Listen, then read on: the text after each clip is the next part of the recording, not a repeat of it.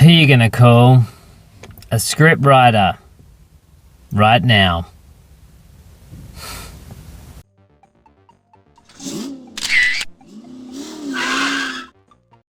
Good evening, it's Adam here again with another quick instant movie review for you. So tonight, I caught the brand new Ghostbusters film, Ghostbusters Frozen Empire. Well, what's this one all about?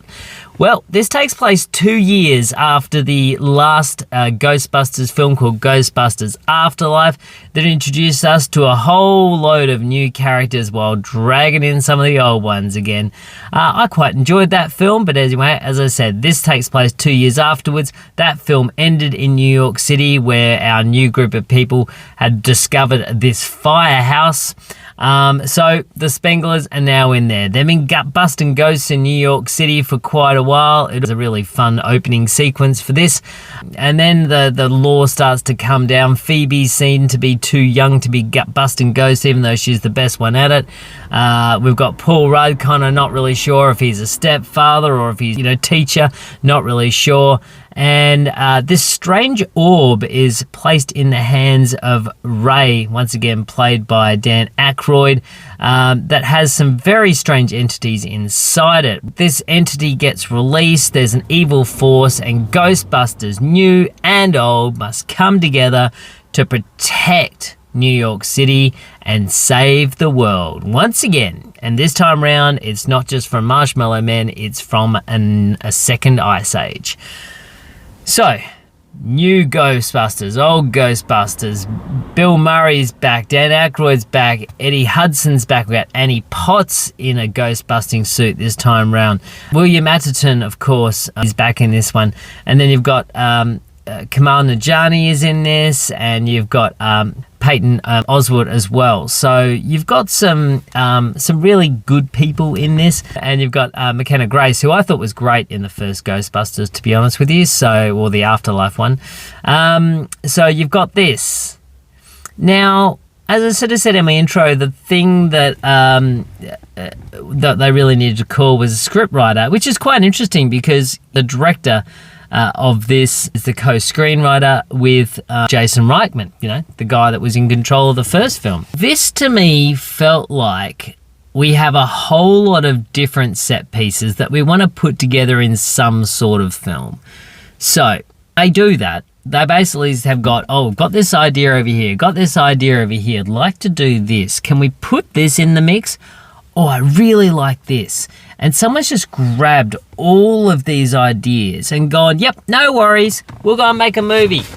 And then this is what we get, an incoherent mess. The parts that do feel good aren't drenched in nostalgia. The parts that don't feel good are those that are trying to recreate something that a lot of people either have forgotten about, don't really care about, or want to move on from, because we've kind of had the rediscovery film. We had that in Ghostbusters Afterlife. And to be honest, if you like that movie, you'd go and see this film. So why do we need to retread old ground once again? Just let the new characters do what they want to do. Yeah, you might have a cameo here and there, but don't hang your entire movie off the cameo. Dan Aykroyd needs to just let the leash off this and let these new people do what they need to do.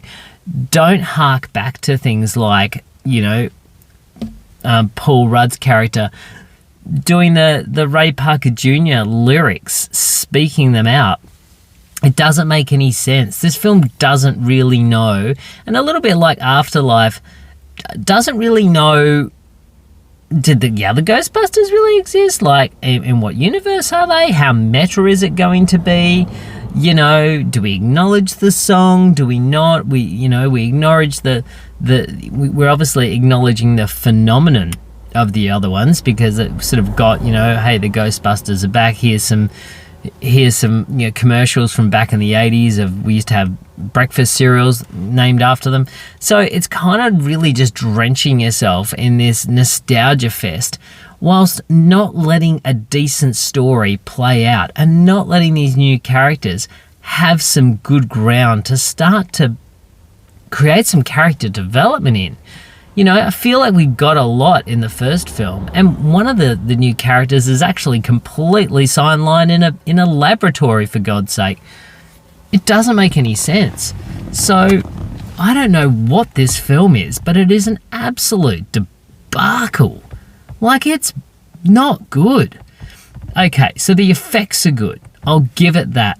There's a couple of good scenes in there, but the motivation of these characters is very strange. There's a lovely little relationship between Phoebe and this ghost who she plays chess with, and sort of forms this relationship, and it's kind of beautiful little relationship. Why don't we build on that? Why do we need to have Dan Aykroyd explaining everything? I don't understand why even Bill Murray's character's there. It hardly yet makes any sense at all. Oh, frustrating.